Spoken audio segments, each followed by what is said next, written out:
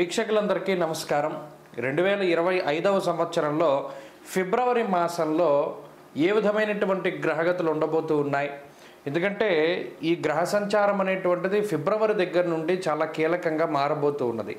ఉదాహరణకి కుజునికి ఉండేటువంటి వక్రగతి పూర్తయిపోతూ ఉండడం, గురునకు ఉండేటువంటి వక్రగతి పూర్తయిపోతూ ఉండడం, అలాగే గ్రహాల్లో ప్రత్యేకమైనటువంటి మార్పులు ఇవన్నీ వెరసి ద్వాదశ రాశులపైన పూర్తిగా ప్రభావాన్ని చూపబోతూ ఉన్నాయి.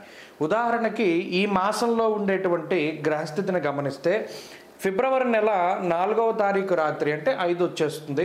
5వ తారీఖుల గాయతూ గురుని యొక్క వక్రగతి పూర్తయిపోతుంది. ఇప్పటి వరకు వక్రించినటువంటి గురువు ఇక రుజుమార్గంలో ప్రయాణం చేస్తూ తన యొక్క సాధారణ ఫలితాలని ఇవ్వబోతూ ఉన్నారు.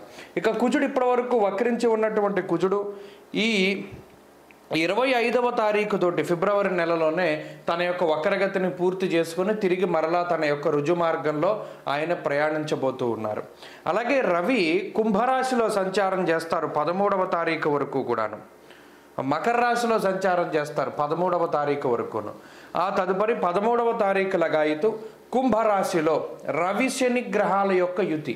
ఇది కూడా చాలా ఇంపార్టెంట్. అంటే జ్యోతిష పరిభాషలో గురుశనుల యొక్క యుతి, శనికుజుల యొక్క సమసప్తక స్థితి, రవిశనుల సమసప్తక స్థితి, రవిశనుల యొక్క యుతి. ఎందుకంటే ఆ గ్రహం అస్తంగత్వం అయ్యేటువంటి విధానం ఇవంతా కూడా ఈ కొంత ప్రభావాన్ని చూపెడుతూ ఉంటుంది. ఇప్పటి వరకు రవిశనులు కలిసిందిలా సంవత్సర కాలం తర్వాత మరలా ఇప్పుడే రవిశనులు కలిసి ప్రయాణం చేయబోతూ ఉన్నారు. కాబట్టి శుక్రుడు రాహువు కలిసి మీనరాశి యందు ఉండబోతూ ఉన్నారు.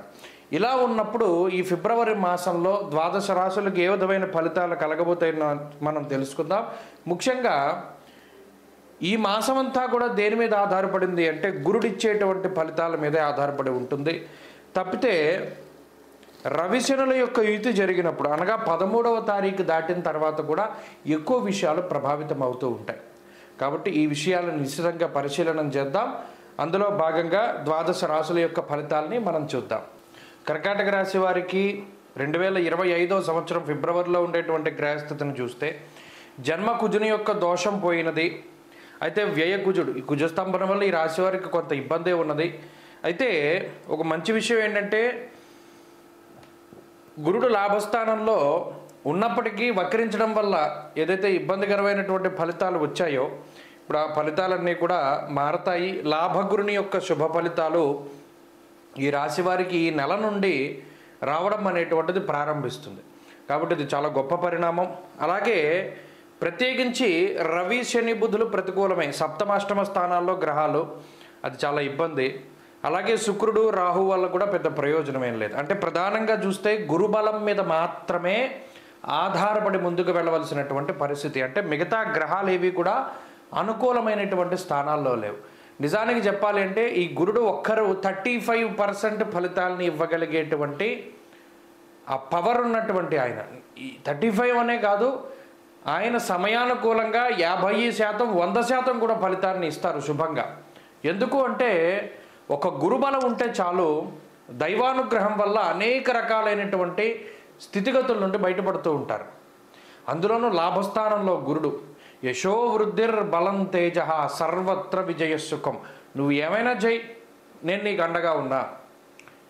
ఎంత భయంకరమైన వర్షం పడినా నీ చేతిలో ఉన్న దీపం ఆరిపోకుండా ఉంటుంది. అది మెరాకిల్ అంటారు దాన్ని. అటువంటి మెరాకిల్స్ అన్నీ ఎప్పుడు జరుగుతాయి అంటే గురుని యొక్క అనుగ్రహం ఉన్నప్పుడు, భగవంతుడి యొక్క శక్తి తోడున్నప్పుడు అసాధ్యమైనటువంటిది ఏమీ లేదు, అన్నీ సుసాధ్యాలే.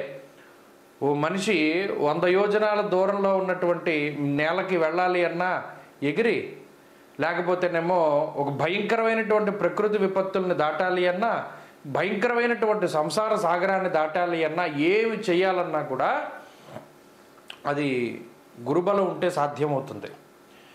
అది కర్కాటక రాశి వారికి ఉన్నది. కాబట్టి ఈ మాసంలో భయపడాల్సిన పనేలా. కాకపోతే వచ్చే చెడు ఫలితాల నుండి కూడా గురుడు అదే రీతిగా కాపాడుతారు.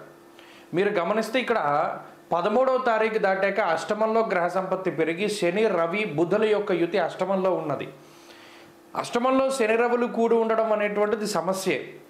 కానీ దాని నుండి కూడా గురుడే కాపాడుతారు. అంటే ఇక్కడ ఒక్కొక్కసారి ఏమవుతుందంటే ఏదైనా ఒక విషయంలో ఇబ్బంది కలిగిన తర్వాత కాపాడుతారు, ఒక్కొక్కసారి కలగకుండానే కాపాడుతారు. అది మన అదృష్టం మీద మన జాతకంలో ఉన్నటువంటి దశాంతర దశల మీద కూడా ఆధారపడి ఉంటుంది.